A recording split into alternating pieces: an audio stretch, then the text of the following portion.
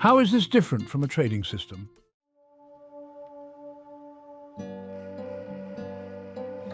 Trading systems give us a way to define, quantify, and categorize market behavior. Since the markets offer traders a seemingly infinite combination of behaviors, all with their corresponding opportunities and risks, it is easy to understand how our minds can become overwhelmed. Trading systems limit the scope of market behavior and therefore make this activity a little easier for our minds to manage. They also give us direction and suggestions about what to do in a given market situation. Without them, traders could easily feel as if they are floating aimlessly in an endless sea of possibilities and opportunities with no land in sight. Since trading systems define opportunity and offer,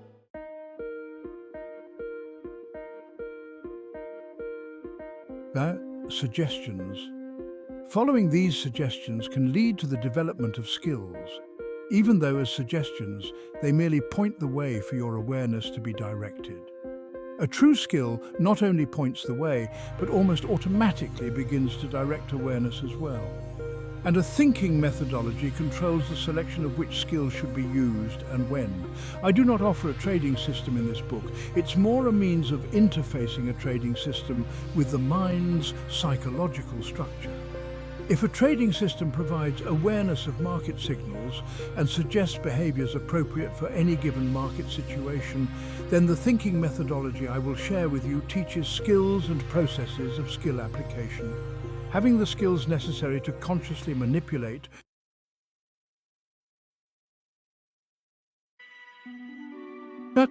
one's psychological environment is essential for the trader who recognizes how ineffectual a trading system can suddenly become whenever a tense situation demands a split-second decision. Most everyone reading a book of this nature would consider himself as successful to one degree or another, either through trial and error, or the rigorous application of some proven formula through which each has learned, intentionally or not, skills or methodologies of thought to achieve this success.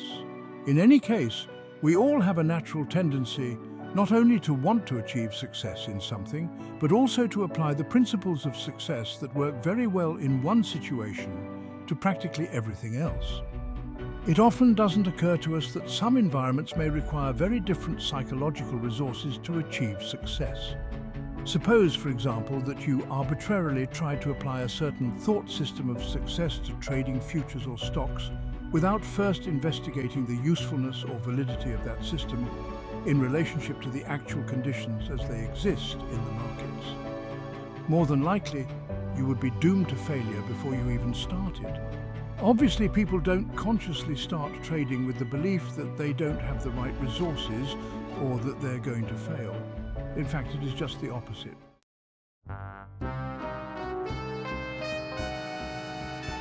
Because most traders come from or still enjoy very successful careers outside of trading, they have a great deal of confidence in their ability to extend this success in the trading environment.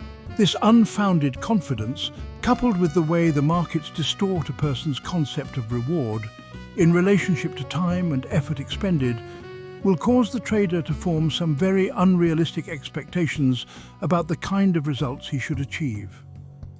Believing that trading is easy is the reason for the unrealistic expectations.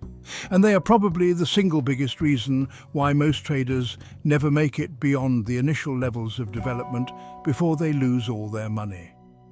Starting out believing that trading is easy is a psychological trap that entices almost all traders.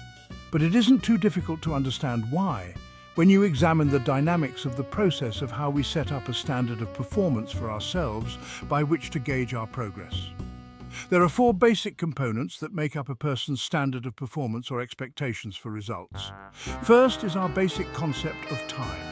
Most people believe that it is limited, passing non-stop, and will eventually run out.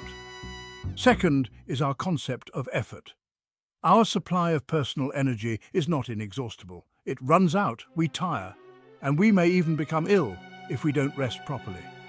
The third is our concept of expertise, the number of skills we have learned and our degree of proficiency in using these skills. It usually takes a great deal of time and energy to acquire expertise. Now, one of the primary ways we learn to value ourselves is based on our belief about how much work we do and the amount of time it takes to do it. Which brings us to the fourth component in the equation, reward.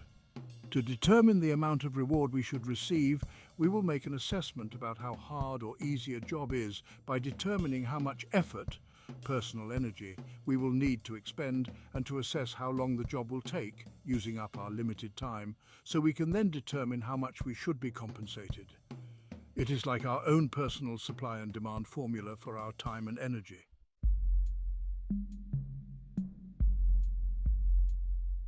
Now I'm going to put all this together to demonstrate how trading distorts all these components in a way that allows someone to believe that trading is easy. First, to function in the market environment requires very little, if any, physical effort, especially for the off-the-floor trader. Second, time is not a relevant factor because a trader can be stunned with thousands of dollars in profits in a matter of moments. Conceivably, you could put on a trade, never have the market go against your position, and be rewarded at levels far beyond your expectations of what is possible.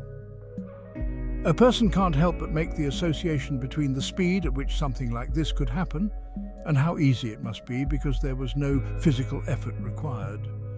Most people don't have to experience this personally to make the erroneous assumption that trading is easy. They will just naturally do it the first time they experience market action. They will assume that they would have been a buyer at some low point and held on to liquidate the trade for a profit. Even if it's just for a couple of ticks, invariably they will multiply those ticks by several contracts to come up with these mental windfall profits for themselves. These profits could represent an exotic trip, a dream car, or thoughts of financial independence. Then they will compare how long and how hard they normally have to work to get the same amount of money, and what will result is a completely erroneous conclusion that trading is easy. The problem is that it is almost impossible for the beginning trader to make a reasonable assessment of the level of expertise that is required to function in the trading environment, like learning to limit oneself in an unlimited environment. When possibly for the first time in the trader's life, he has the freedom to express himself creatively without any social constraints or the amount of the time it takes to acquire this expertise, especially when it looks as if the profits should just roll in so easily and so fast. These kinds of assumptions will blind the trader to the true nature of the endeavor. Time is certainly a factor in learning to perceive opportunity or learning how to execute one's trades flawlessly. Both these skills could take a great deal of time to learn. However, neither time nor effort is a factor in relationship to the potential for reward. So, what happens when we don't live up to our own expectations? Especially when most everyone starts their trading career thinking it's a piece of cake and that they're only moments away from fulfilling their financial dreams.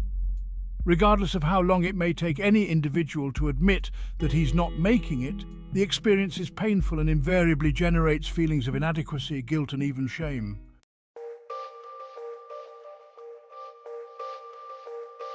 When one fails, especially when the expectations for success are so high, it will create three major psychological obstacles that have to be overcome before any measure of success will be realized. First, you will need to learn how to release yourself from any feelings of inadequacy, guilt, or shame.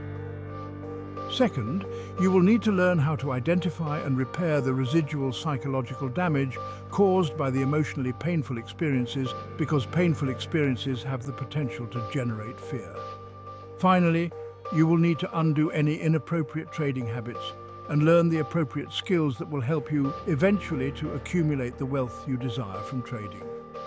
For many, what I have outlined may seem like an overwhelming task, and I'm not going to downplay it in the slightest. Even if you haven't as yet subjected yourself to any emotional trauma, just learning the appropriate skills will be no easy task. However, you should keep in mind that the rewards can be astronomical. Would any other endeavor having the unlimited potential of trading in futures or stocks be easy? As you proceed through this book, it is very important to keep in mind that neither I nor anyone else can deny what you consider to be the structure of reality. Even though what I hold to be true and what you hold to be true may differ by a wide margin. Force, violence, or even torture will not cause you or anyone else to give up your beliefs if you don't want to. However, if what I offer will produce a result you desire, then you may be quite willing to suspend, at least temporarily, what you hold to be true, and see if what works for me will also work for you.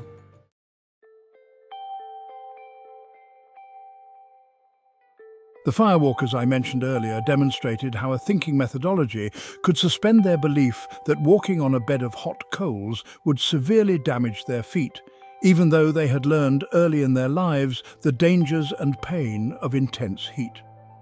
Perhaps you too can suspend some of your beliefs about what makes trading successful. You could find out how your own early training, before you ever considered becoming a trader, may have produced contradictory attitudes and beliefs that cancel all good intentions and optimistic trading, and thus lead to failure. Understandably, before you even consider the possibility of changing some of your innermost beliefs, you will certainly want to know not only how the process of altering beliefs works, but also what benefits it will have for you as a trader. Like all traders, you have probably read repeatedly what it takes to be successful at trading. Trade with the trend, cut your losses, and let your profits run. Money management is the key, and so on. As true as these adages are, they are too vague to give you a clear, understandable connection between the application of these principles and their benefits, a positive and successful trading experience. If you will recall, I listed resistance to accepting a loss among the most common trading errors. If you have ever experienced such resistance, you have probably also encountered the following thought. How do I accept small losses when what I want to do is make money, and I feel like a failure every time I lose? Your helplessness in such a situation and the disastrous consequences for your finances are at the essence of this discussion.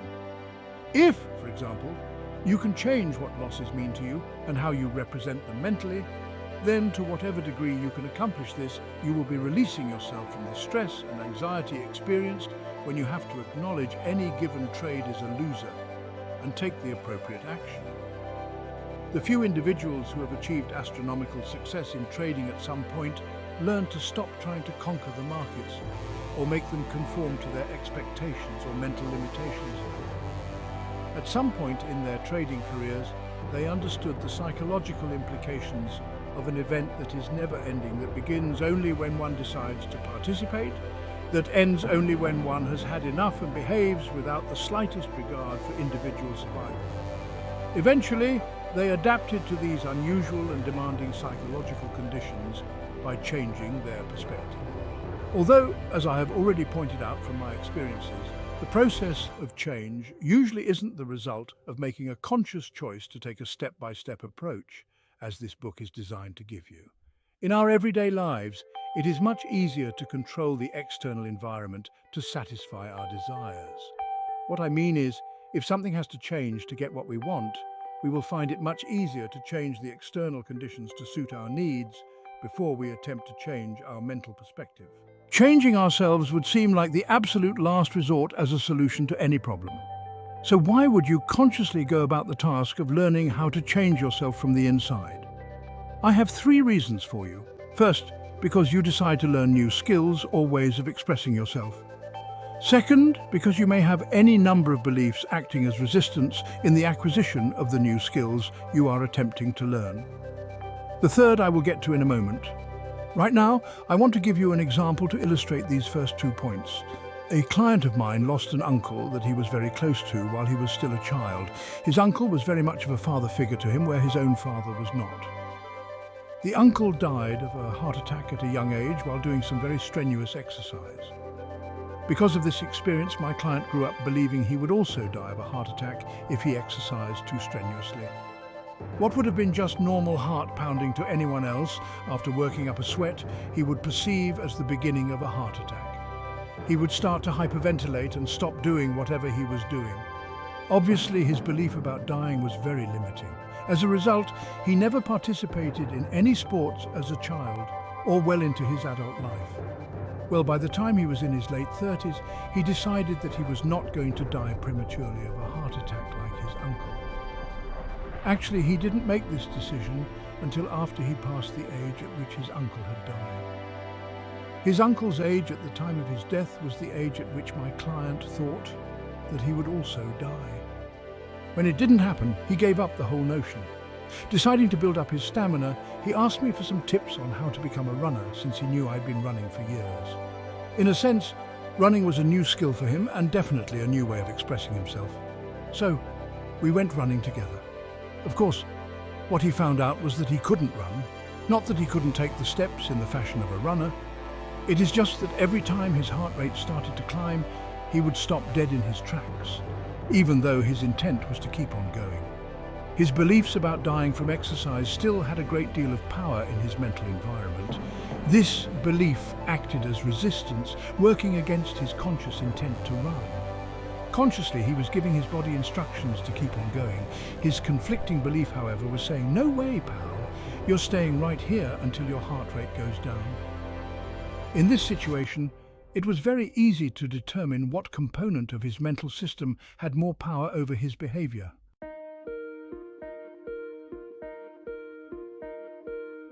The third reason why you would want to learn to change from the inside, instead of forcing the environment to conform to your psychological makeup, relates strictly to trading. The markets are just too big for one person or even a group of individuals to prevail for long. That is, if you don't have the financial power to move prices in your direction, then you are going to have to learn how to flow with and constantly adapt to the outer conditions.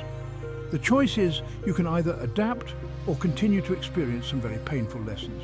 A quick hint: the intensity of your emotional discomfort and pain you experience as a trader is an excellent indication of how much you will have to change to trade without fear and be consistently successful.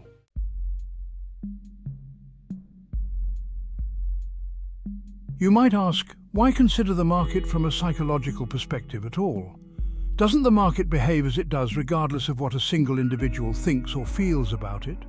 My answer is this: the market behaves as it does because of the interactions of hundreds of thousands of people.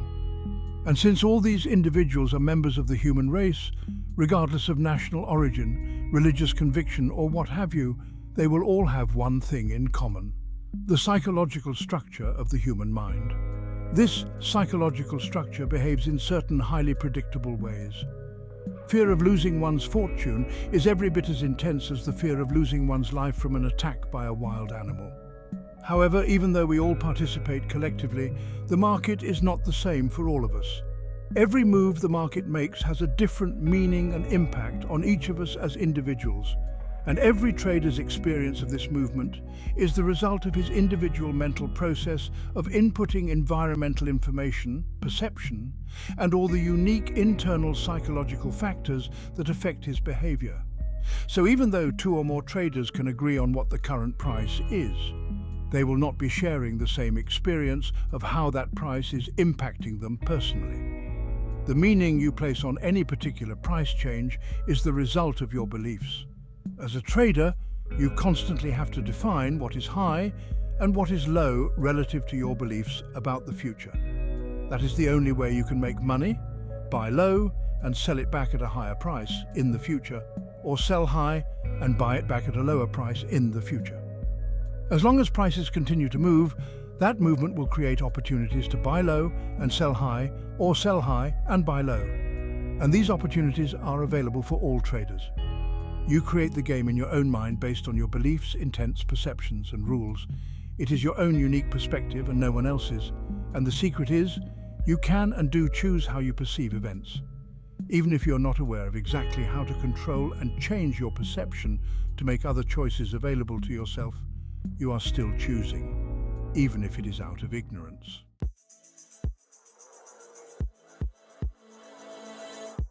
Until you learn the appropriate skills, your success as a trader will be determined by a number of psychological factors that often have little or nothing to do with the markets.